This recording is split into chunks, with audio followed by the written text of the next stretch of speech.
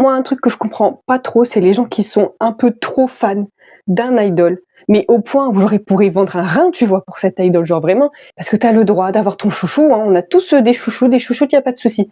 Mais de là à prendre une personne et la mettre au-dessus de tous les autres, au point de rabaisser les autres, je comprends pas trop le principe. Surtout que je suis désolée, mais on les connaît pas dans la vraie vie. On sait pas comment ils sont, ces gens. Tu vois, on sait pas si c'est des bonnes personnes ou pas. On n'en sait rien, tu vois.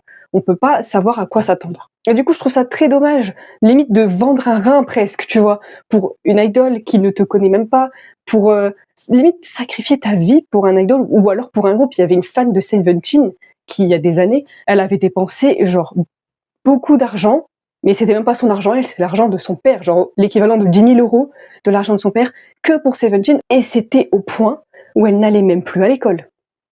Elle voulait plus y aller parce que c'était Seventeen toute la journée. Ils ont participé à une émission, son père et cette fille, et lui, il était au bout de sa vie, elle était en mode, bah oui, mais Seventeen et tout. Et du coup, Seventeen ont fait une vidéo pour lui dire, c'est gentil que tu sois fan, hein, mais faut aller à l'école, c'est important.